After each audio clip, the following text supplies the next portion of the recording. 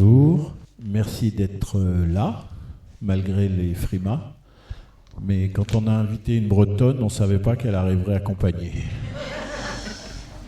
Bonjour Catherine Cusset, merci d'être avec nous. Alors, je voulais dire que moi je suis un peu déçue parce que de tout l'été en Bretagne, où quand même s'il a fait beau, la température n'a pas dépassé les 17 degrés, tout l'été je me suis dit c'est bien parce que même fin août je vais en Provence, je vais dans le Gard, je vais avoir un peu de chaleur. Mais à la place je vous ai apporté la fraîcheur. J'espère que vous en êtes contents. Oui. Honnêtement, il vaut mieux qu'on ait un tout petit peu d'eau. Oui, ça c'est sûr. Ça a commencé à devenir urgent. Une brève biographie. Vous êtes professeur donc au départ, mais vous avez abandonné le professorat. Pourquoi ? Ah, c'est une bonne question. J'étais professeur d'université donc à l'université de Yale entre 91 et 2002.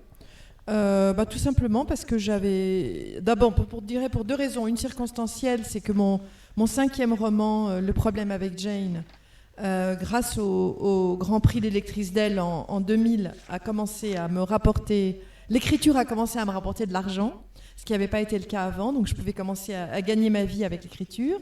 Et la deuxième raison, c'est qu'une carrière universitaire, c'est sérieux, c'est un investissement sérieux. Si on fait une carrière universitaire, on fait de la recherche, on écrit des livres. Et même si c'est ce que j'avais fait jusque-là, j'étais 18e-iste, j'avais même fait une double thèse, j'avais écrit un livre sur le 18e siècle. En fait, ce n'était pas mon vrai désir. Mon vrai désir, c'était d'écrire. Donc, quand j'ai pu me permettre d'arrêter la carrière universitaire, pour laquelle j'avais le plus grand respect, j'aimais beaucoup enseigner, j'aimais le rapport avec les étudiants. Mais voilà, ça a été un choix. J'ai choisi à la place d'écrire. La thèse du XVIIIe siècle, c'est pas n'importe qui quand même. Oui, j'ai fait une thèse... j'en ai fait deux. J'en ai fait une sur le marquis de Sade, pour arriver à comprendre comment les mots pouvaient avoir un pouvoir si fort, si physique. Et aussi parce que dans les années 70, on considérait Sade comme un écrivain, et moi je voulais le lire comme un romancier. Donc ça a été le sujet de ma thèse. Et puis j'ai fait une autre thèse aux États-Unis sur le roman libertin. Donc le roman libertin du XVIIIe siècle, je ne sais pas, Crébillon fils, Diderot, Prévost, je ne sais pas si c'est des noms qui vous diront quelque chose.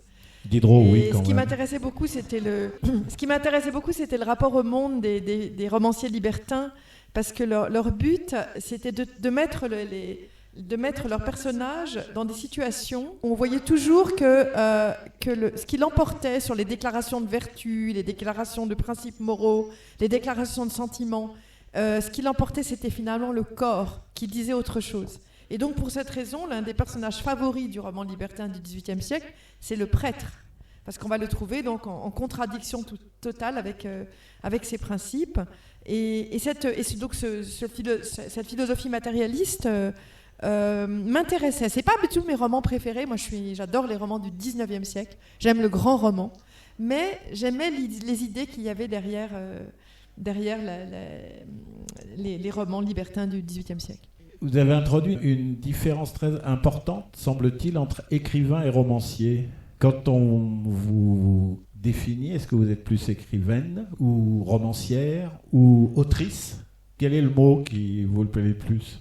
Moi, je dis les trois, mais ce que j'écris aujourd'hui, ce sont des romans. La question, c'est qu'est-ce qu'on appelle le roman ? C'est peut-être ça qu'il faudrait définir. Et d'ailleurs, j'écris différentes sortes de romans, parce que dans mes romans, il y a des romans tout à fait romanesques, avec des personnages inventés et des histoires, comme le dernier, La définition du bonheur, comme Indigo, comme Le problème avec Jane, qui sont tous de romans avec une intrigue, un début, une fin. Et puis, il y a des romans, et je les appelle romans aussi, mais qui sont beaucoup plus personnels, comme La haine de la famille, qui n'est pas en vente ici, donc je sais pas, je devrais en parler, mais qui est un roman sur le rapport mère-fille, et qui est inspiré totalement par la figure de ma mère, qui est sur ma mère en fait, et sur mes mères, filles, grand-mères, et qu'est-ce que c'est l'histoire de la vie de ma mère, quoi, voilà. Donc j'ai aussi un autre roman, Un brillant avenir, qui est celui qui a eu le concours des lycéens en 2008, et c'est un roman qu'on pourrait dire tout à fait romanesque, mais qui raconte l'histoire d'une femme qui est née en Roumanie, qui a grandi en Roumanie, qui ensuite a épousé un juif dans la Roumanie de Ceausescu, qui était quand même une Roumanie antisémite, et qui a émigré ensuite en Israël puis aux États-Unis.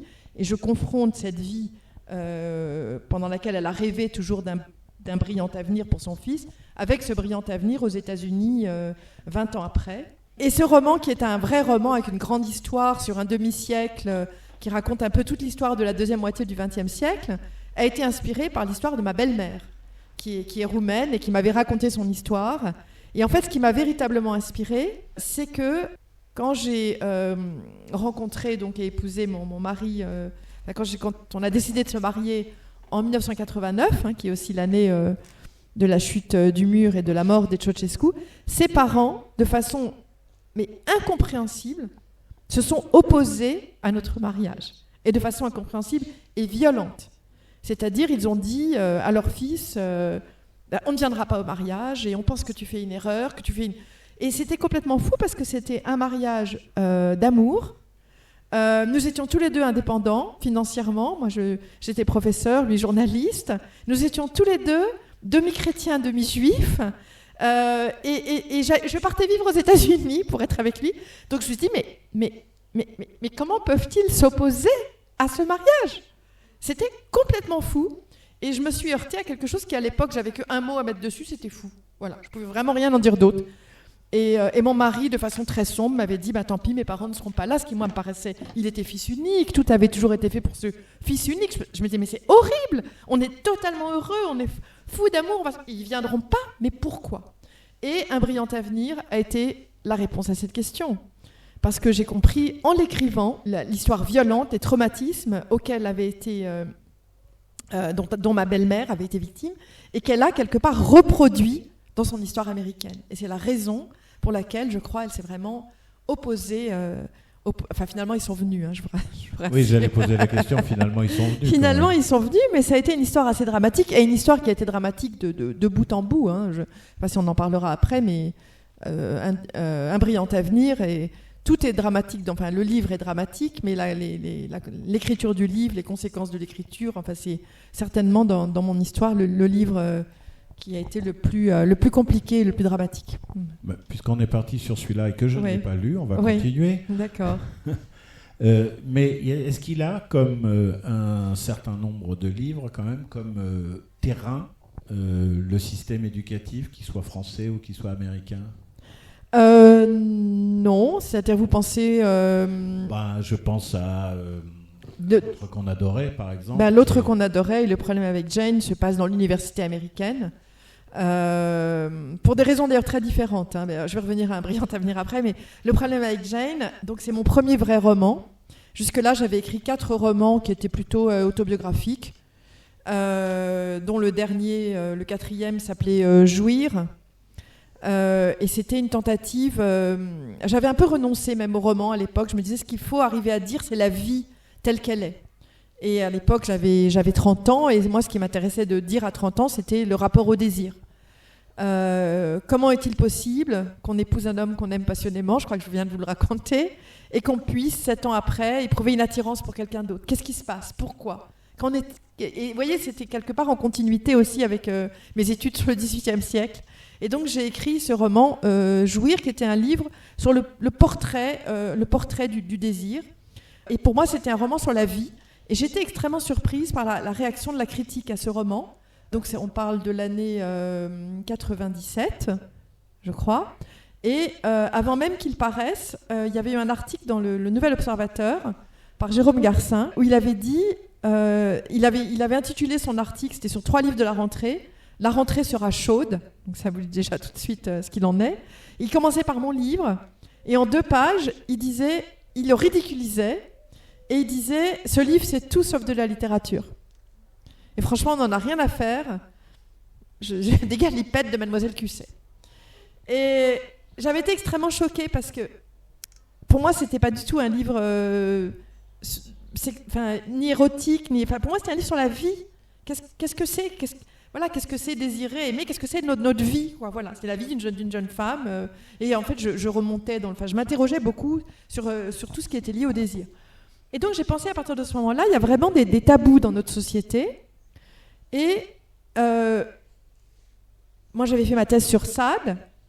Je pensais, en fait, j'ai grandi aussi avec une mère qui n'avait pas de tabou, à qui on peut tout dire. C'est d'ailleurs l'histoire de la haine de la famille, c'est que ma mère est quelqu'un qui peut tout entendre, qui n'est pas du tout fragile.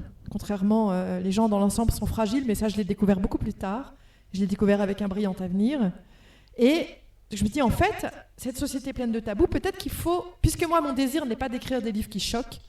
Le livre de Catherine Millet n'avait pas encore paru à l'époque, mais j'étais certainement pas Catherine Millet. Enfin, je considérais que ma vie était vraiment normale, plate. Enfin voilà, je voulais absolument pas faire scandale. C'était pas du tout mon but. Je voulais écrire la vie.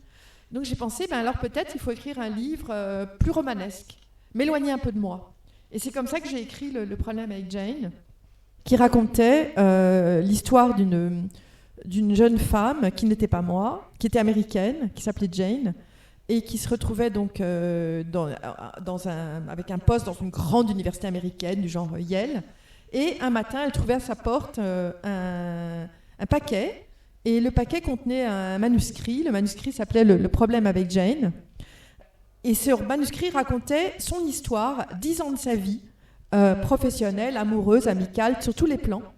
Et elle se demandait qui avait pu écrire l'histoire de sa vie. Moi, ce qui m'intéressait, c'était l'histoire de sa vie, mais en même temps, il se trouve que j'ai écrit quelque chose qui ressemblait un peu à un thriller, ce qui est vraiment une erreur. Enfin, c'était pas mon but non plus, parce que je crois que vraiment je suis une écrivaine de romans, je sais pas, des romans sur la vie, comment on peut les appeler, c'est peut-être des romans psychologiques, je sais pas. Enfin, c'est ça qui m'intéresse. C'est vraiment en plus, ça a été analysé comme thriller, mais ça n'en est pas vraiment. C'est pas un thriller vraiment, mais en même temps, il a énormément de suspense. Et donc, c'est ce roman qui a eu le Grand Prix des lectrices d'Elle. Donc, vous voyez, j'ai gagné mon pari. Il m'a permis ensuite de quitter l'université pour la littérature. Donc, en effet, il se passait dans une grande université comme celle où j'enseignais. Mais ensuite, L'autre qu'on adorait se passe aussi en grande partie dans l'université américaine, mais alors pour des raisons complètement différentes. L'autre qu'on adorait, qui est mon roman paru en 2016, avec Un brillant avenir, un de mes 2 romans les plus difficiles à écrire, souvent lié à l'histoire même. Un brillant avenir, c'est l'histoire de ma belle-mère, mais je l'ai écrit après le suicide de mon beau-père. Et là, L'autre qu'on adorait, c'est ce que j'appelle un roman vrai, c'est-à-dire l'histoire de quelqu'un de vrai, mais que j'ai écrit comme un roman. Et c'est l'histoire d'un ami à moi, qui était un garçon débordant de vie, extrêmement joyeux, enfin quelqu'un il arrivait dans une pièce, il électrisait la pièce. S'il y avait des femmes, il avait son bras tout de suite autour des femmes. C'était un grand séducteur, très très drôle.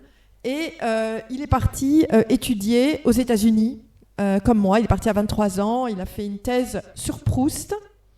Et ensuite, il est devenu professeur aux États-Unis. Et ce garçon extrêmement, extrêmement brillant et drôle, entouré d'amis, on s'est petit à petit aperçu que les échecs avaient tendance à s'accumuler dans sa vie. Il a perdu un poste universitaire, puis un deuxième. Et ses amis ne savaient pas à l'époque, ne se rendaient pas compte de ce qui se passait. Et j'étais l'une d'entre eux. Et d'ailleurs, la deuxième partie de mon roman s'appelle « À l'ami dont on n'a pas sauvé la vie ». Et nous n'avons pas du tout compris qu'il y avait là quelque chose d'assez grave, dont on ne connaissait pas les signes, une sorte d'ennemi invisible qui se cachait en lui et qui a conduit à son suicide à l'âge de 39 ans. Et donc j'ai voulu écrire ce livre donc il se passe dans l'université américaine, puisque cet ami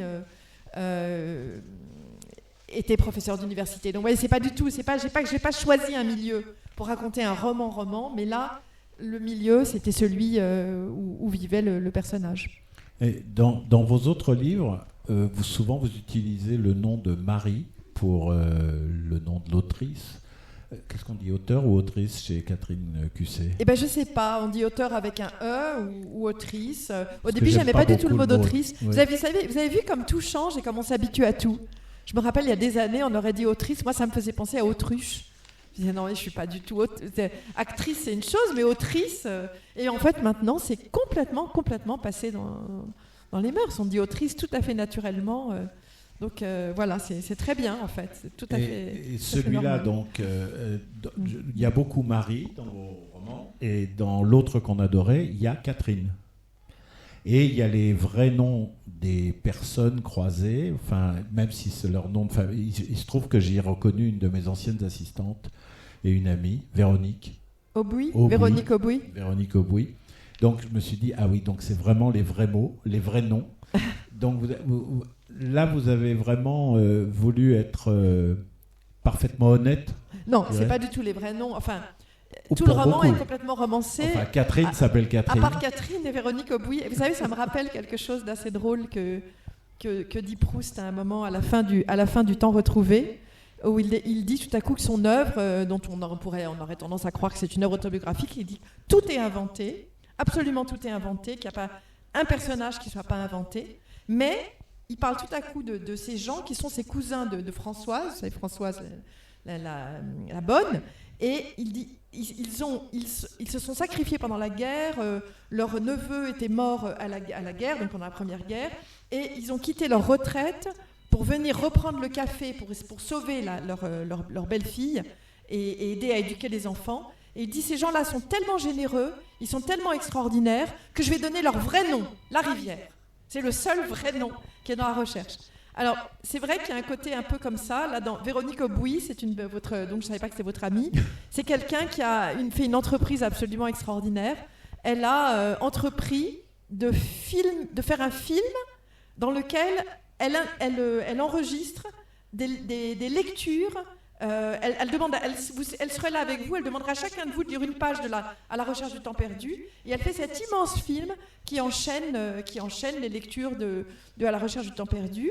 Et mon ami avait lu une page justement dans ce film, et donc ce projet était tel que je voulais laisser son nom. Et elle jouait pas un rôle dans le roman. À partir du moment où un personnage joue un rôle et où j'en fais un personnage de roman, je ne vais pas lui laisser son vrai nom. Et si moi j'ai laissé mon vrai nom pour la première fois, c'est le premier roman où je parle de Catherine, c'est en fait que dans ce roman je suis là seulement comme personnage. C'est-à-dire que tout le roman, j'ai essayé de l'écrire du point de vue de mon ami. J'ai eu beaucoup de mal à écrire L'autre qu'on adorait, parce que tout simplement je me disais, de quel droit, c'est pas du tout un livre sur mon chagrin d'avoir perdu mon ami, c'est pas du tout là-dessus, c'est un livre sur sa vie, c'est un livre sur qu'est-ce qui peut faire qu'on peut aimer tellement la vie, qu'on peut aimer toute la vie, mais vous ne pouvez pas imaginer à quel point il aimait la vie. Il aimait la littérature, il aimait le cinéma, il était mélomane, il aimait le vin, il aimait la nourriture, il aimait la fête, il aimait les femmes, il aimait le voyage, il aimait tout, c'était la personne la plus vivante qui soit. Donc comment peut-on... Et donc le livre du coup est très vivant parce qu'il est plein de... On oublie d'ailleurs au cours du livre, alors que je dis au début qu'il s'est tué. Et donc pourquoi quelqu'un d'aussi vivant en arrive-t-il à se tuer ? Et franchement, je voulais écrire cette histoire-là et pas mon chagrin à moi d'avoir perdu mon ami. C'est pas du tout la même histoire. Et en même temps, j'avais un énorme problème de légitimité, c'est-à-dire moi, qui ne me suis pas suicidée, comment puis-je écrire la vie de quelqu'un qui s'est suicidé ? Que puis-je en savoir ? Que puis-je en savoir ?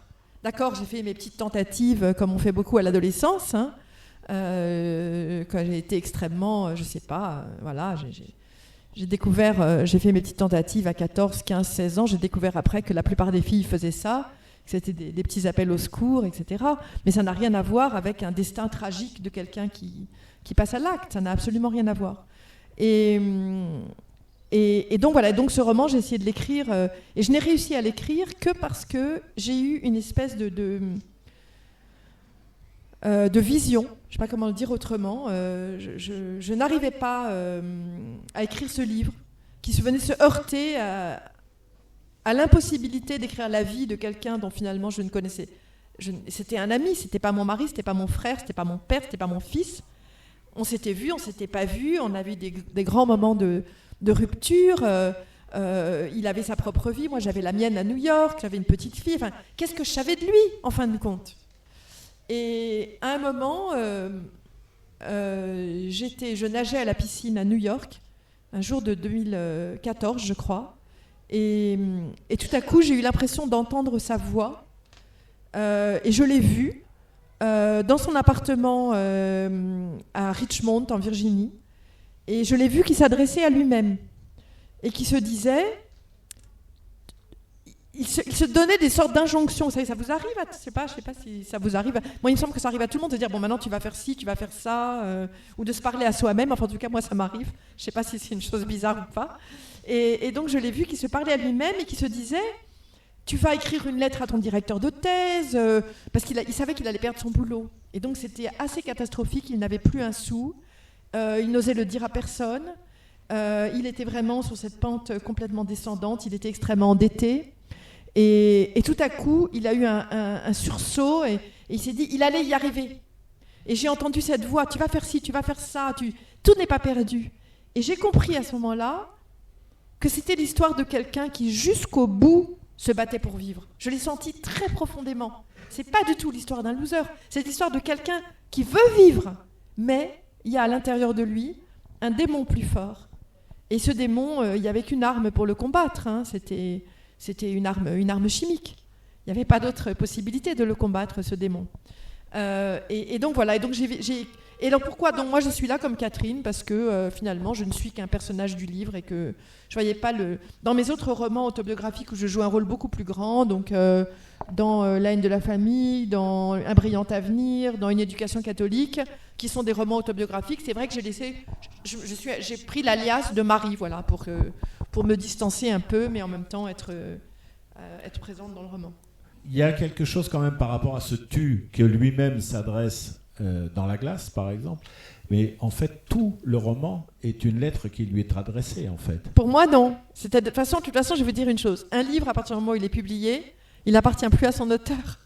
Vraiment, on n'a pas soi-même à décider de l'interprétation, de l'interprétation d'un livre. Or, pour moi, c'est pas une lettre que je lui adresse. Pour moi, c'est Thomas qui s'adresse à lui-même.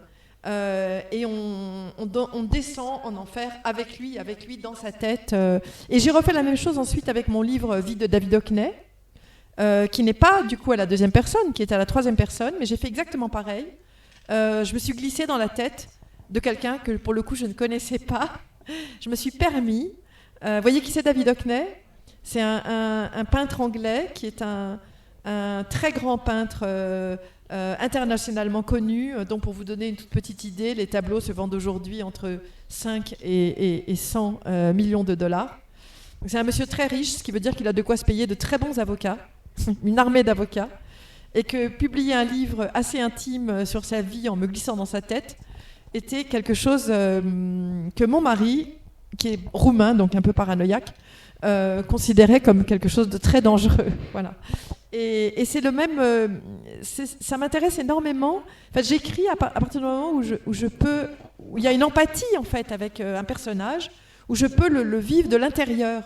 Donc je vous ai dit pour mon ami, donc celui que j'appelle Thomas dans L'autre qu'on adorait, ça a été le moment où je l'ai entendu à la piscine, où j'ai eu cette vision et tout à coup j'ai compris que c'était quelqu'un qui jusqu'au bout s'était battu pour vivre et qu'il avait cherché jusqu'au bout les moyens de vivre. Et pour David Hockney, au départ, moi je le connaissais même pas, le peintre, hein, je ne savais pas du tout, c'est à peine si je savais qui c'était. Et c'est une éditrice de Gallimard qui est venue me chercher en me demandant si je voulais écrire un essai de 40 pages sur son œuvre. Donc je commence à lire un livre pour me renseigner un peu sur lui, qui est une sorte de livre de souvenirs qu'il a publié à 40 ans. Et j'entends sa voix, c'est quelqu'un que j'ai tout à coup entendu qui il était, quel genre de personne. Il avait un humour extraordinaire, une dérision, une sorte de désinvolture qui m'a rappelé d'ailleurs celle de mon ami Thomas. Il y avait quelque chose de très commun entre ces deux personnages, sauf qu'il y en a un qui a réussi à créer une œuvre, une grande œuvre, qui est David Hockney, et l'autre qui n'a pas du tout réussi. Et pourtant, ce que voulait également mon ami, c'était créer. Voilà. Donc moi, ce qui m'intéresse, mais avec tous mes personnages, hein, je me glisse dans leur peau à l'intérieur, même dans La haine de la famille, qui est le roman sur ma mère, sur 3 générations. Quand je me mets à raconter le moment en mars 1943 où les miliciens français ont frappé à la porte pour arrêter sa mère juive, et je me suis mise dans la peau de la petite fille de 10 ans qui est là, qui voit les policiers qui sont arrivés, qui veulent arrêter sa mère. Et après, je raconte ses études aux États-Unis quand elle a 17 ans. Donc ce qui m'intéresse vraiment dans l'écriture romanesque, c'est d'aller rentrer dans la peau, même si c'est des personnes réelles, même si c'est des gens que je connais. Et dans Un brillant avenir, évidemment, si je me suis glissée dans la peau de cette femme Elena, cette petite fille en Roumanie, qui devient cette jeune fille extraordinairement courageuse, qui va préparer l'émigration de sa famille. Et c'est comme ça que j'ai réussi à comprendre cette étrange personne qui était ma belle-mère. Néanmoins, pour revenir quand même à l'autre qu'on adorait, il y a un paragraphe tout à fait à la fin du livre par rapport à ce tu. Ah, c'est le seul qui est écrit en mon nom. Voilà. Il y a une seule page à la fin du livre qui est écrite en mon nom. C'est la seule. Au début, en fait, j'avais pris plein de notes après la mort de cet ami. C'est en même temps ce qui a toujours motivé le désir d'écrire le livre que je vous ai dit je n'arrivais pas à écrire. Parce que mon but, quand même, dans l'écriture, c'est à la fois d'écrire la vie, mais la vie, c'est quoi ? La vie, c'est le vivant, c'est d'abord l'émotion. C'est d'arriver à écrire ce qu'est vraiment le bouleversement de la mort de cet ami. C'est ça que je voulais arriver à dire, l'injustice extrême du fait qu'il ait perdu son boulot juste avant de mourir. Enfin, je voulais arriver à que le lecteur le sente. C'était ça mon but. Alors, vous voulez que je lise ce petit passage ? Oui. Petit passage.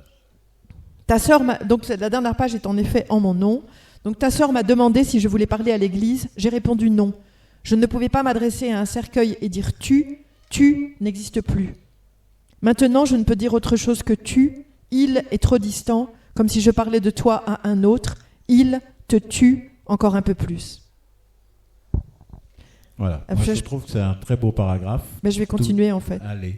Qu'est-ce qu'un portrait ? Les ignorances comblées par la fiction fausseront-elles celui-ci ? Entendra-t-on ton rire ? Verra-t-on comme je la vois la courbe de ta vie, cette ligne qui prend un grand tournant quand tu pars à 23 ans aux États-Unis et qui, telle une voiture de sport, fonce vers un mur contre lequel elle va s'écraser. Mon sentiment pour toi a changé, pas depuis ta mort mais avant, après ta lecture de mon texte sur notre amitié, après ces mots que tu as prononcés d'un ton plus triste que dégoûté. Tu sais, Catherine, les gens ont quand même une vie intérieure. Sur le moment, j'ai encaissé, un sourire en coin, blessé, il fallait que tu me blesses, c'était de bonne guerre. Mais ta petite phrase a pénétré en moi, elle y a déposé un germe, elle allait y faire son chemin. La tendresse, la vieille tendresse d'autrefois, avait commencé avant ta mort à remplacer l'agacement. J'ai eu le temps de penser que tu étais redevenu mon meilleur ami. J'ai eu le temps de sentir que tu me faisais à nouveau confiance. S'il faut nous comparer, j'ai eu le temps de comprendre à quel point je t'étais inférieure avec mon esprit rationnel et pratique. Mais au moins, je fais. La page blanche ne m'arrête pas. Je n'ai pas peur de la médiocrité. J'ai eu le temps de me rendre compte qu'il n'y avait aucun ami que j'aimais davantage, personne qui me fasse me sentir plus vivante, et que cela était dû à quelque chose d'exceptionnel en toi qui t'illuminait. Le rire. C'est cela que j'ai pensé à l'instant où mon frère m'a appris ta mort, qu'il y aurait moins de rire sur la terre. Voilà. Donc ça, c'est la seule page en mon nom. Donc elle est un peu différente du reste du livre, dans lequel je me suis glissée dans la tête de cet ami. Très bien. Néanmoins, j'ai eu comme ça. J'en ai pas d'accord. Non, mais c'est intéressant de voir à quel point ce personnage qui se parle à lui-même, on sent qu'on s'adresse à lui également. Et j'ai trouvé ça tout à fait intéressant tout au long du roman. Mais à chaque fois, vos romans ont une forme importante. Enfin, la forme est importante dans la manière d'écrire. Bien sûr. Si je prends la définition du bonheur, il commence par un roman et il finit par un récit. Comment vous différenciez ça ? Pourquoi cette nuance entre les deux ? L'un a été écrit par un des auteurs, un des personnages, qui devient auteur. La deuxième partie est écrite par l'autre personnage, qui devient également auteur, mais ça n'est plus un roman, ça devient un récit. Oula, mais là, on va pas nous suivre si on n'a pas lu le roman. Non, mais c'est intéressant. En fait, c'est un roman, La définition du bonheur, donc, qui est mon dernier roman, qui raconte l'histoire de deux femmes qui sont nées l'une en 63, l'autre en 64, et qu'on suit pendant 40 ans, donc de l'adolescence au début de la soixantaine, et qui est un roman sur le temps, un peu comme tous mes romans. Mes romans, en général, ont des arcs très longs. C'est vraiment le parcours de la vie qui m'intéresse. C'est peut-être le contraste entre l'attente qu'on a dans la jeunesse, enfin l'idée qu'on se fait de la vie à la jeunesse, le désir, le rêve qu'on a, et puis le point d'aboutissement. Qu'est-ce que ça a été cette vie, et la réduction des choix petit à petit, mais aussi l'accomplissement de certains choix. Voilà. Si on a le choix d'ailleurs, je ne crois pas tellement à la notion de choix. J'ai plutôt l'impression qu'on fait ce qu'on peut. Et donc là, mes deux personnages, Ève et Clarisse, excuse-moi, je réponds un peu par un détour, Jean, mais sont nés. C'est d'abord Clarisse qui est venue, qui est née comme personnage. Elle est née de questions que je me suis posées. Hein. D'abord, les romans naissent toujours de questions qu'on se pose avec le vieillissement, enfin disons après la ménopause, et de voir qu'en est-il de l'amour à 50 ans, à 60 ans. Qu'en est-il de l'amour dans un couple qui dure depuis 20 ans, 30 ans, éventuellement 40 ans, et qu'est-ce qui est arrivé à cet amour-là? Qu'est-ce qui fait que l'amour dure? Donc ça, c'était une question que je me posais. Et puis une deuxième question que je me posais en voyant beaucoup d'amis autour de moi ou de personnes de ma famille, c'est et qu'en est-il des femmes seules, de celles qui rencontrent, qui font à nouveau des rencontres et qui commencent de nouvelles histoires d'amour à la cinquantaine, à la soixantaine, à la soixante-dizaine, et qui finalement, une histoire d'amour dans ses débuts, dans une histoire d'amour, c'est suffisamment chanté, mais on a toujours 17 ans. Donc il y a cette jeunesse un peu éternelle de l'amour. Et donc j'avais ces deux personnages très contrastés. D'abord Clarisse, qui est celle qui est la cabossée, qui est celle qui a été abandonnée par son père quand elle avait 2 ans, abandonnée au fil de sa vie, à qui il arrivait des choses violentes, qui s'est retrouvée à éduquer seule ses 3 fils, mais qui justement à la cinquantaine et à la soixantaine, c'est celle qui est jeune en fait, c'est la vivante, c'est celle qui est dans la passion, celle qui croit encore à l'amour. Et l'autre, Ève, le personnage d'Ève, au contraire, elle a une vie très stable, celle qui vit à New York, et tout lui réussit, familialement, conjugalement, professionnellement, tout est stable. Et finalement, à la cinquantaine, à la soixantaine, la question c'est, il y a un cancer aussi, dont elle ne comprend pas du tout la raison, qui l'a fait s'interroger, parce qu'elle, pour elle, un cancer, il a une raison. Donc elle ne comprend pas tout à coup ce qui lui est arrivé, et qu'est-ce que la vie est en train de lui dire.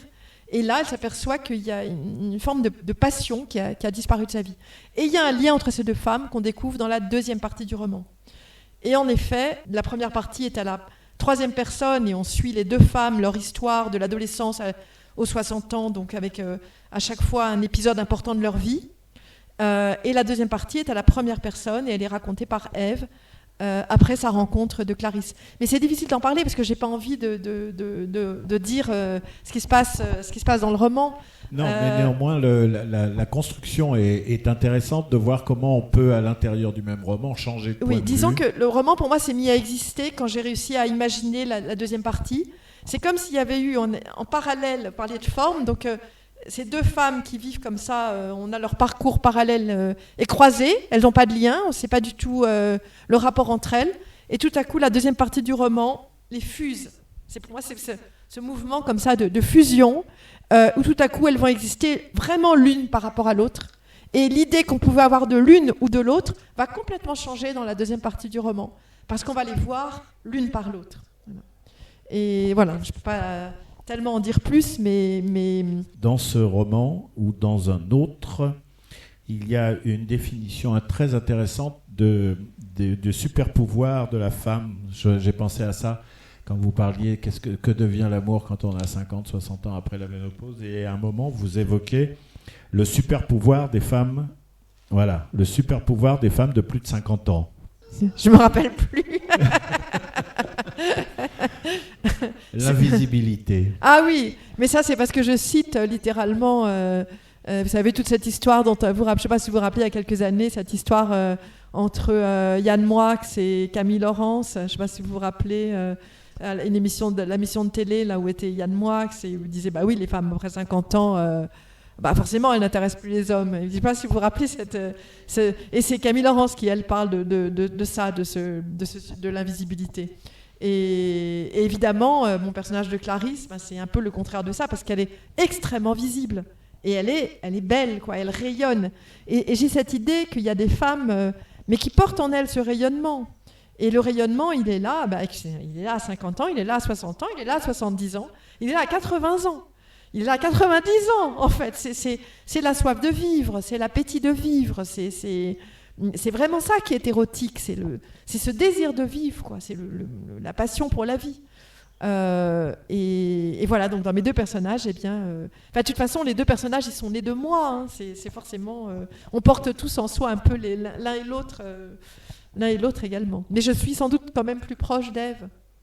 On parle beaucoup d'autofiction quand on parle de votre œuvre. C'est un mot que vous revendiquez ou... Déjà, c'est un mot qui est devenu un peu... il est tellement... un peu galvaudé. Oui, tellement galvaudé, tellement mal utilisé. Par exemple, pour moi, un auteur d'autofiction, un auteur pour moi qui n'écrit que de l'autofiction, c'est Annie Ernaux. Mais justement, c'est un mot qu'elle refuse totalement. Mais totalement. Parce qu'elle dit dans autofiction, il y a le mot fiction. Et moi, je n'écris aucune fiction. Donc, c'est pas du tout de l'autofiction. Et pour moi, dans l'autofiction, justement, il n'y a pas de fiction. La seule fiction, c'est parce que c'est vraiment autofiction, ça veut dire littéralement la fiction de soi. Mais le mot fiction, je le prends uniquement dans le sens forme romanesque. C'est-à-dire trouver, comme vous disiez, une forme. C'est très important, une forme, une voix. Et le seul travail, c'est celui sur le style, sur la langue. Et dans mes livres, qui sont des autofictions, mais il n'y en a pas énormément, il y a La haine de la famille, Jouir, La haine de la famille, Une éducation catholique, Confession d'une radine, je ne devrais pas dire ça, et je ne sais plus quelle est le 5e, New York, journal d'un cycle. Voilà, ce sont les seuls dans lesquels il y a vraiment la volonté qu'il n'y ait aucune invention, parce que je prends un sujet qui m'intéresse, et c'est ce sujet qui devient le sujet du livre. Bon, dans Jouir, vous avez compris, c'est le désir. Dans Confession d'une radine, je crois que je peux vous laisser deviner. Mais il ne s'agit pas de dénoncer juste la radinerie, c'est pas ça. Enfin, c'est pas juste un roman sur une radine. Au contraire, c'est très rare d'écrire la radinerie à la première personne. Et vous savez, j'ai écrit ce livre, il n'est pas en vente non plus. Je l'ai écrit parce que à un moment, je suis partie vivre à Prague en 1995, où mon mari a travaillé pendant 4 ans comme journaliste. Et à Prague, c'était 6 ans après la chute du mur, c'était vraiment encore un pays très pauvre, où il n'y avait pas de boutique, le capitalisme n'avait pas encore débarqué, il arrivait à peine. Et donc, on avait beau avoir des petits salaires vraiment pas très importants, on avait beaucoup trop d'argent pour Prague. Il n'y avait rien à acheter à part du cristal, la nourriture n'était pas du tout chère et rien. Vous voyez, à l'époque, je pouvais encore aller au concert du printemps de Prague en allant à l'endroit local où allaient les Tchèques et j'achetais ma place de concert à 50 centimes. Et le taxi coûtait 50 centimes. Et dans ce lieu où rien ne coûtait rien, je me suis aperçue que j'avais des réflexes d'économie. Et je me suis interrogée là-dessus. Visiblement, les réflexes d'économie n'avaient pas de rapport avec l'argent, mais avec autre chose. Et avec quoi ? Et je me suis aperçue que c'était beaucoup un rapport à l'autre, un rapport à soi, un rapport à la vie. Et c'est là-dessus que j'ai voulu écrire. Donc, Confession d'une radine, Une éducation catholique, dont il n'y a plus d'exemplaires, il y en avait 2, mais il n'y en a plus maintenant, était un livre que j'ai écrit en réponse à Jouir, parce que Jouir était un livre sur le désir, et la peur de trahir, et la peur de cesser d'aimer. Et mon mari l'a lu, je ne tenais pas à ce qu'il le lise d'ailleurs, mais il m'a dit, mais c'est étonnant à quel point finalement tu écris sur tout sauf sur l'amour. Et c'est vrai que ce n'est pas facile d'écrire sur l'amour. Vous savez, c'est Tolstoï au début, d'écrire sur le bonheur et l'amour, c'est pas évident, quoi. Et donc j'ai écrit Une éducation catholique. C'est pour moi un récit d'apprentissage amoureux, les grands amours de ma vie et comment finalement, qu'est-ce que c'est apprendre à aimer, qu'est-ce que ça veut dire aimer. Et ensuite, New York, journal d'un cycle, c'est un récit sur le désir d'enfant. J'ai eu beaucoup de mal à avoir un enfant et ça a été très destructeur pour mon mari et moi. Et c'est l'histoire d'un cycle, vous voyez, vraiment littéralement un cycle menstruel. Et en même temps, à New York, je circulais tout le temps à vélo, j'ai toujours beaucoup fait de vélo. J'adore le vélo, j'aime pas la voiture. Et le vélo, j'ai réfléchi là-dessus aussi. Qu'est-ce que ça veut dire ? Quel est le lien finalement entre le rapport de couple et le vélo dans la ville Et il y avait quelque chose avec le contrôle, la panique, le fait de glisser. Enfin, il y a tout un... Voilà, j'ai écrit un livre sur... fondamentalement toujours sur l'être humain, sur qu'est-ce que c'est que vivre. Donc ça c'est mes autofictions. Après les autres, l'autre qu'on adorait, pour moi c'est pas une autofiction, c'est pas un livre sur moi du tout, c'est un livre sur quelqu'un d'autre. Donc comment est-ce que si autofiction c'est fiction de soi, comment un livre qui porte sur quelqu'un d'autre pourrait être une autofiction ? C'est ce que j'appelle un roman vrai. Vie de David Hockney, évidemment c'est pas une autofiction, c'est un roman vrai mais où j'ai prêté à l'artiste qui est David Hockney une pensée de la création, qui est un peu la mienne quand même. Alors c'est quand même un peu audacieux et peut-être prétentieux, mais parce qu'en lisant des livres autobiographiques où lui-même parlait de sa vie et de l'art, j'ai senti quelque chose de très très proche, qui m'a beaucoup intéressée, quelque chose qui était un rapport au vivant, ce qu'il dit justement sur la nécessité de toujours rester dans le vivant, la façon dont parfois il a arrêté complètement un genre de peinture qui lui rapportait plein d'argent, parce que tout à coup c'était plus vivant, il fallait qu'il fasse autre chose. Et ça m'a énormément intéressée, donc je me suis un peu comme ça glissée dans sa peau. Un brillant avenir, pareil, est-ce que c'est une autofiction? C'est bien, c'est l'histoire de ma belle-mère, c'est l'histoire de mon mari, mais c'est l'histoire de ma belle-mère vue de son point de vue, je me suis glissée dans sa peau, donc c'est pas non plus une fiction de soi. Donc, oui, c'est un mot, c'est compliqué ce mot. Hein. Oui, mais j'entends bien que le mot autofiction, finalement, vu par vous, ne s'applique pas. Pour une partie, pour une petite partie. Toute petite partie, voilà. 5 de mes 15 livres. Voilà. Bon, par contre, vous avez dit que c'était très difficile d'écrire sur l'amour. Or, un jour, on m'a demandé, mais c'est quoi les livres de Catherine Cusset? J'ai dit, ce sont des romans d'amour. Et je ne suis pas le seul à l'avoir dit. Je cite en toute humilité Bernard Pivot qui a dit la même chose dans son émission Bouillon de Culture. C'est même noté le 19 janvier 2001. Ah oui, parce que La haine de la famille, c'est un roman d'amour, évidemment. Vous pouviez vous en douter. Mes titres sont souvent des antiphrases, il faut que vous sachiez. Confession d'une radine, c'est le portrait de la femme la plus généreuse qui soit. Vous donc Voilà. Jouir, c'est un livre finalement sur la difficulté du désir. On pourrait pas et la peur de trahir. La haine de la famille, c'est un roman d'amour sur ma mère mais sur le jugement qui existe dans une famille, dans le rapport mère-fille. Un brillant avenir, c'est justement un roman sur ce rêve d'avenir, ce départ en Amérique. Cette émigration, ce rêve pour le fils unique, complètement compromis par le fait que le fils unique rencontre une Française. Vous comprendrez pourquoi. Et la catastrophe aussi, parce que le brillant avenir, je commence le roman par le suicide de mon beau-père, donc évidemment, vous parlez d'un brillant avenir. Et puis l'autre qu'on adorait, bon, c'est pas une antiphrase, mais le titre est au passé, comme vous voyez. Et la définition du bonheur, là, il m'a été parfois un peu reproché. Ah bah dis donc. Bon, elle est où la définition du bonheur dans le livre?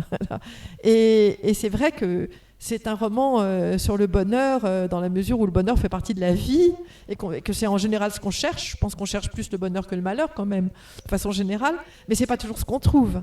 Et là, le titre, vous savez, j'ai failli appeler mon roman, je ne devrais peut-être pas vous dire ça, parce que j'aimerais quand même bien que vous l'achetiez et que vous le lisiez, mais j'ai failli l'appeler, enfin pendant que je l'écrivais, le titre auquel je pensais, c'était toi aussi tu vieilliras seul, au féminin.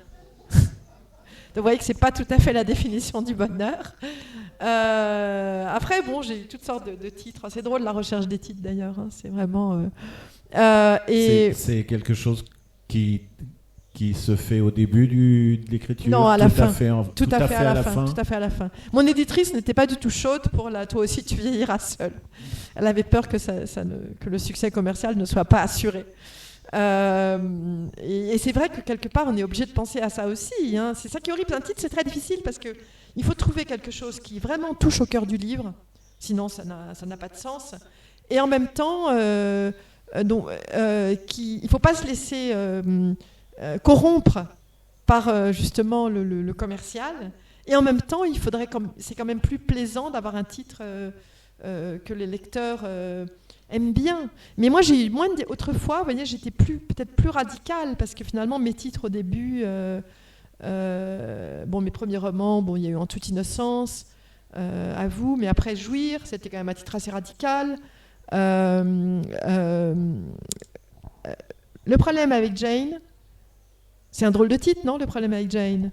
Alors justement, le titre, parce que ce livre a été écrit en anglais. Alors c'est assez compliqué parce que je vous ai dit tout à l'heure que je l'écris en réaction à l'absence de réaction à mon livre Jouir. En me disant quand même c'est pas normal, j'écris sur la vie, j'écris pas un livre de provocation. À propos, Jérôme Garcin, qui avait démoli Jouir, est devenu après mon plus grand défenseur pour tous les livres qui ont suivi, et même pour la définition du bonheur. Le titre de son article, c'est La Grande Catherine. Est-ce que vous avez eu l'occasion d'en parler avec lui? De sa démolition de Jouir, non. De sa démolition de Jouir et de son.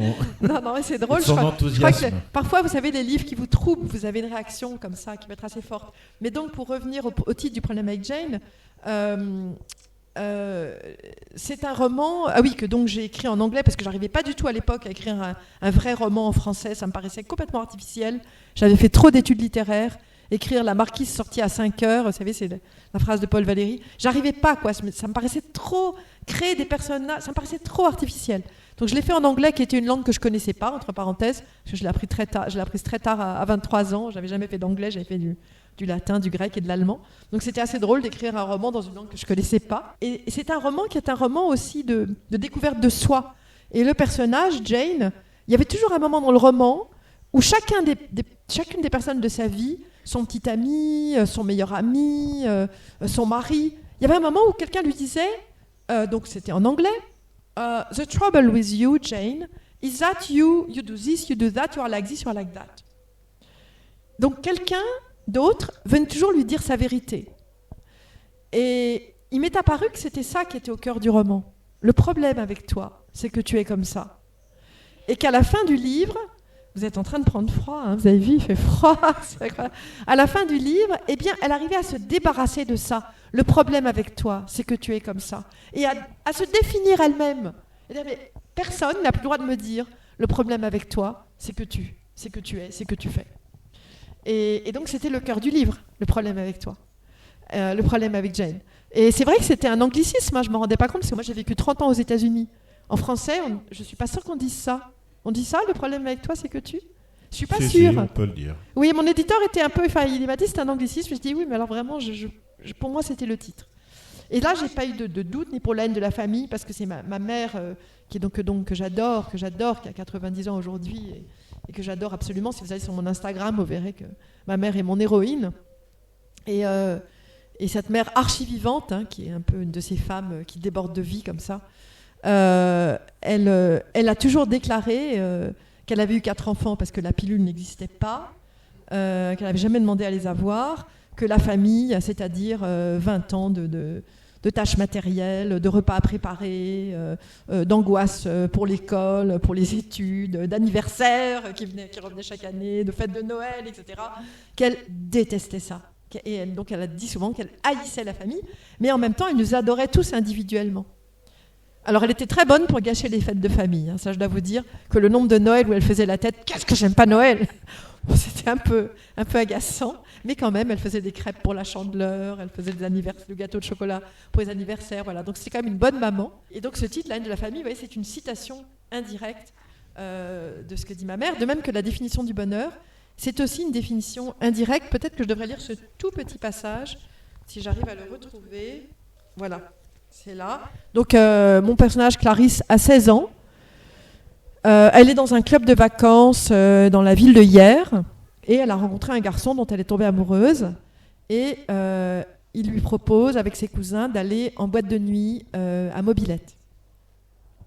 Et donc, j'écris... donc, elle n'hésita pas. Elle n'était encore jamais montée sur une mobilette. Avoir 16 ans, foncer dans la nuit calme sur une route déserte, et sentir la brise tiède caresser vos épaules, tout en enlaçant la taille d'un garçon qui vous a embrassé hier pour la première fois, la joue appuyée contre son dos, ce devait être la définition du bonheur. Vous voyez, c'est un moment que tout le monde a vécu, quoi, de façon une d'une autre, à 16 ans, le moment des premiers émois, le moment des premiers amours. Et c'est vrai qu'il y a une sensualité de ce moment, et ça définissait un peu le personnage de Clarisse, qui vit très intensément le moment présent. Et donc, je pensais la définition du bonheur, ce moment-là, c'est un moment qui est Clarisse. Et en même temps, c'est aussi Clarisse parce que le moment va être suivi d'une chute horrible. Pas une chute à mobilette, mais une chute d'un ordre différent. Et ce qui arrive à Clarisse, c'est toujours de l'ordre de la chute, toujours de l'ordre de la catastrophe. Donc, la définition du bonheur, vous voyez, c'est le moment qui précède la chute. C'est pour ça que j'ai appelé mon roman comme ça. Alors que chez Ève, c'est beaucoup plus calme, mais il n'y a pas de chute non plus, il n'y a pas de catastrophe. Voilà. On sent beaucoup d'ailleurs chez vos personnages, et vous les mettez souvent dans la situation de l'expectative, c'est-à-dire qu'ils envisagent beaucoup ce qui va se passer, ce que ça va devenir, ce que ça risque de ne pas devenir, et très souvent, on a le sentiment de cette catastrophe qui s'annonce. C'est très fort à la fin de l'autre qu'on adorait, où il y a comme ça cette espèce de course en avant et où on est dans la réflexion du personnage. Oui. On l'a beaucoup dans la définition du bonheur, effectivement, où on sent que Clarisse, elle a beau imaginer des choses, et puis en plus elle s'appuie en général sur des gens sur lesquels elle ne devrait pas s'appuyer. Elle ne fait pas que les bons choix. Mais il y a cette manière comme ça d'être dans la tête de quelqu'un qui va tomber. Oui, et qui est dans le déni, forcément. Enfin, c'est... Oui. Mais je ne peux pas en parler parce que je ne peux pas raconter la fin de la définition du bonheur. Donc, c'est vrai qu'il y a... Alors, l'erreur sur l'autre m'intéresse. Vous savez, on a toujours tendance à penser que l'herbe est plus verte ailleurs. Et en particulier dans notre monde, qui est un monde d'images, où on reçoit sans arrêt sur WhatsApp, sur Instagram, des photos de gens qui ont tous l'air plus heureux les uns que les autres. Et c'est ça je trouve intéressant, cette idée, l'air heureux. Le nombre de fois où il m'est arrivé d'être stupéfaite, ce couple qui avait l'air extraordinaire, mais tellement formidable, tellement soudé. Quoi ? Ils se séparent. Voilà. Donc qu'est-ce qui se passe en fait derrière cette apparence ? Voilà. Et parfois on se trompe sur l'autre. On se trompe et on ne voit pas venir la chose. Et donc c'est cette erreur-là aussi qui m'intéresse, de ne pas voir venir, parce que c'est dissimulé derrière une apparence, un vernis de bonheur. Alors, vous ne voulez pas raconter la fin, et ça, je vous suis là-dedans. Néanmoins, en tout cas dans 2 des romans que j'ai lus, vous mettez un petit prologue qui annonce un peu la fin. C'est une chose que vous faites 2 fois. Peut-être d'autres fois, je n'ai pas tout lu. Mais donc je le fais dans la définition du bonheur et dans le problème. Dans l'autre qu'on adorait et dans un brillant avenir, où à chaque fois je raconte au début ce qui se passe à la fin. Mais parce que c'est pas le suspense en soi qui m'intéresse, c'est vraiment la montée d'émotion, pour moi c'est ce qui se passe à l'intérieur des personnages qui m'intéresse. Et d'ailleurs ce qui m'a frappé, c'est le nombre de lecteurs qui m'ont dit qu'ils avaient oublié le début, quoi. Ils ont oublié en lisant la définition du bonheur que Clarisse est morte. Je le dis au début, donc c'est dans la première page. Donc, dans la définition. Et dans l'autre page, c'est pas un spoiler. Dans l'autre qu'on adorait, la mort de Thomas, dans Un brillant avenir, le suicide du mari, donc d'Helena, de mon beau-père. Oui, je commence par là parce que c'est aussi une façon de dire à mon lecteur, c'est une longue histoire que je vais vous raconter. En particulier pour l'autre qu'on adorait, parce que ça a commencé par l'adolescence du personnage. On se retrouve dans les années 80 à Paris pendant une grande manifestation. Et je voulais dire clairement, je ne vais pas vous raconter une histoire d'adolescence. C'est pas juste de ça qu'il s'agit. C'est d'un trajet de vie. Donc c'est vrai qu'en mettant la fin au début, je vous dis c'est un trajet de vie, c'est tout. En entendant tout ça, est-ce qu'il y a parmi vous quelqu'un qui aurait envie de poser une question ? Pendant que vous cherchez vos questions, je voudrais juste vous dire une chose, parce que dans les livres qui sont à vendre ici, il me semble qu'il y a aussi Indigo. Je crois qu'il est là, dont on n'a pas dit un mot. Et je voulais juste vous dire cette chose-là, comme ça il est un peu à part dans mes livres. C'est un livre qui se passe en Inde pendant une semaine avec 4 personnages à qui il arrive toutes sortes de choses. Au début, je voulais qu'il y ait une bombe à la fin de ce livre. Je voulais faire quelque chose de très dramatique, qui est une bombe dans un hôtel Taj, parce que j'ai voyagé en Inde en 2009, qui était 1 an après les attentats de Bombay. Et puis, j'ai jamais réussi à me glisser dans la peau du poseur de bombes. Et si je peux pas me glisser dans la peau d'un personnage, je renonce. Je veux pas écrire quelque chose. Pour moi, ne pas pouvoir se glisser dans la peau du personnage, c'est écrire ensuite du cliché. C'est écrire quelque chose qui est pas réel. Donc j'ai enlevé ça. Et ce livre, parfois, quand les gens le lisent en premier, ils l'aiment bien, mais quand ils le lisent après mes autres romans, et en particulier après Un brillant avenir ou l'autre qu'on adorait, ils sont un peu déçus. Parce que c'est un roman plus léger que les autres. Et à dire vrai, je l'ai écrit parce que mon roman Un brillant avenir a eu des conséquences assez graves, dont je parlerai peut-être un jour dans un autre livre, et qu'il a fallu à un moment que je me détourne complètement de moi et de ma vie. C'était assez critique, sinon je pense que mon mariage n'aurait pas tenu. Et donc j'ai décidé d'écrire un vrai roman qui se passait très loin de moi, en Inde.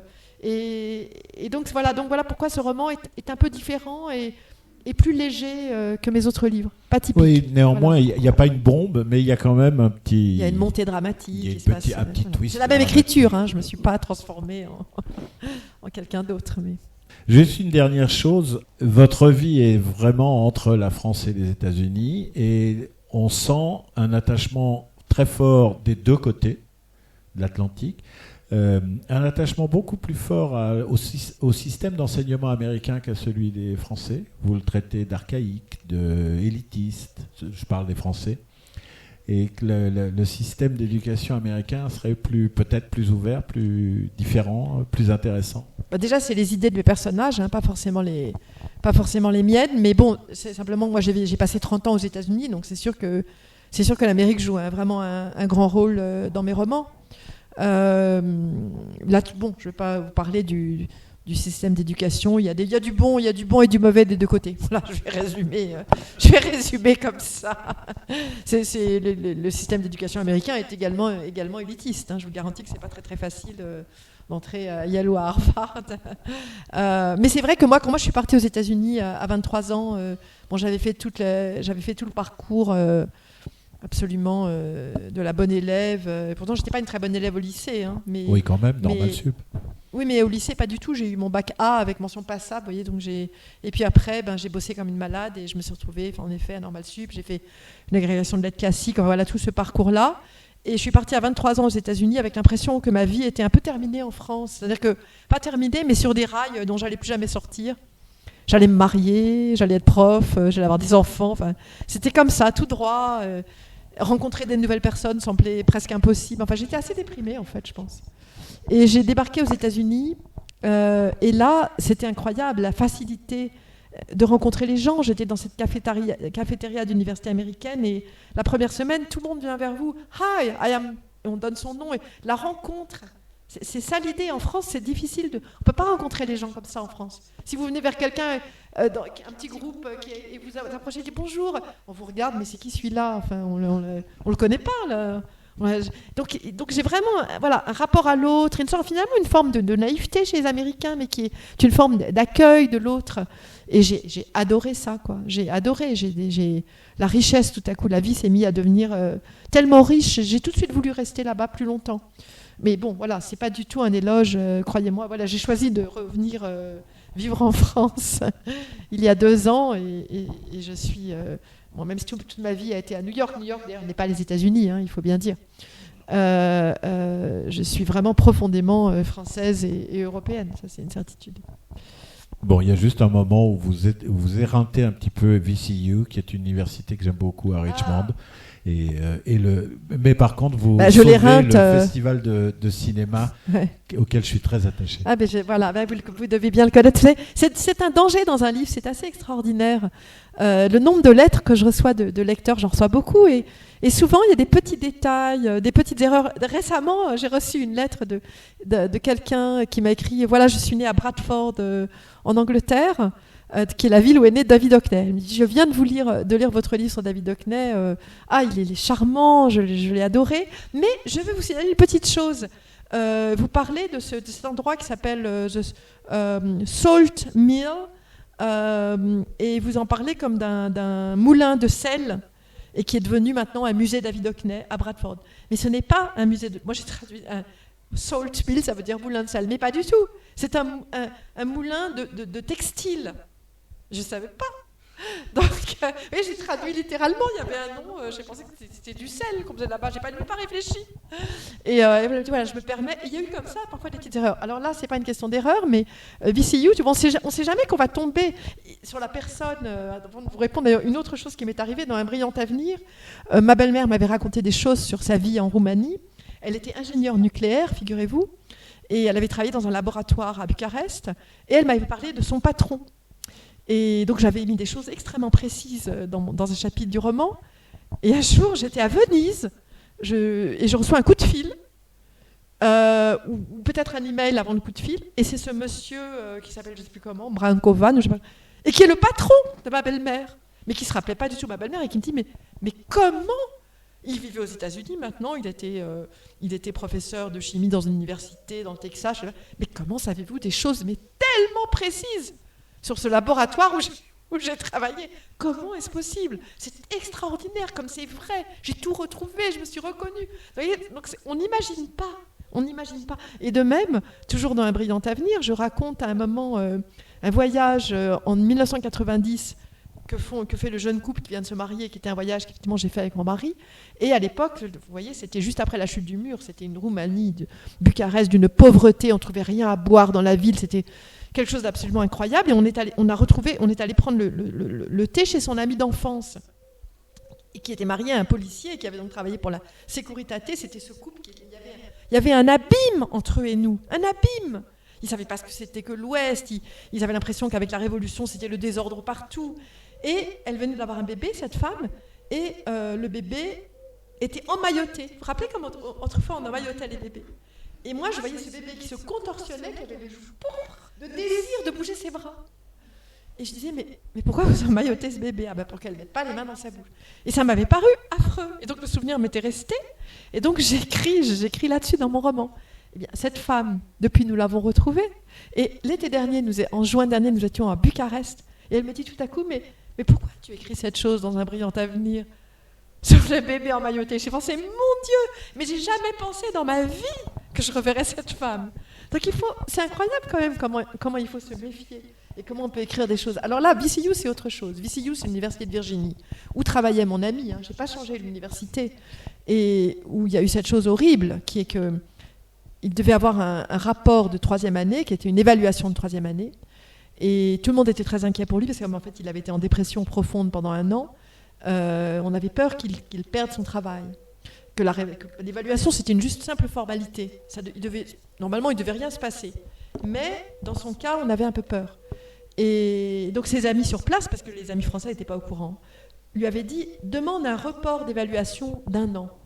Mais la seule façon de demander ce report d'évaluation, c'était d'écrire une lettre à son patron, avec qui il était en très très mauvais termes, qu'il détestait, et de lui dire qu'il était malade, et la seule maladie, c'était une maladie mentale, psychique. Donc à quelqu'un que vous méprisez, que vous détestez, écrire cela, c'est d'une difficulté extraordinaire. Il n'y arrivait pas. Il y avait une date limite pour demander le report d'évaluation, qui était le 17 avril. Et le 17 avril, il y est arrivé. Et il a écrit cet email. Il a écrit l'email qui demandait ce report d'évaluation d'1 an. Et il s'est senti... C'est comme si tout à coup, vous savez, une dalle de béton s'était soulevée de lui. Il venait de s'acheter 1 an. 1 an de vie. Et 1 an, c'est là où il s'est dit qu'il allait y arriver. Il allait faire ce qu'il devait faire. Il allait y arriver. Et le lendemain, il a reçu un email du patron. Et le patron lui disait « Oh, mais non, mais c'est pas la peine, on va pas du tout procéder à un report d'évaluation. Non, je vois pas l'utilité de ça. » Et le message était extrêmement clair. On va profiter de cette très mauvaise évaluation pour vous mettre à la porte. Le message s'est suicidé 5 jours après. Voilà. Donc, vous voyez, VCU, comme on est dans la tête du personnage, il était très enthousiaste quand il est arrivé. Oui, mais on est dans la tête du personnage, donc c'est pas mon opinion à moi, de VCU, encore que là j'ai... voilà, un peu quand même. C'est-à-dire que c'est un être humain qui a agi, voilà, c'est comme ça, les actions sont quand même souvent celles d'êtres humains, et puis de toute façon, c'est des questions extrêmement compliquées, on ne sait jamais soi-même ce qu'on doit faire, le nombre de fois... je me suis aperçue en écrivant ce livre, j'ai reçu beaucoup de lettres, que vraiment dans la vie de tout le monde, il y a un ami, il y a un parent, il y a quelqu'un qui n'a pas réussi à vivre, c'est vraiment quelque chose d'universel. Et le nombre de questions qu'on se pose, si j'avais été là, si j'avais pu tendre la main à ce moment-là, avec des on ne peut pas savoir, évidemment, et on ne peut pas être tout le temps là pour l'autre, c'est une évidence, donc il n'y a pas de culpabilité à avoir. Voilà. Mais là, mon roman se plaçait dans la tête du personnage. Merci beaucoup, Catherine Cusset, pour cette heure passée avec vous. Merci d'être là, et je vous c'est moi qui demande vous remercie d'applaudir d'avoir Catherine. La patience.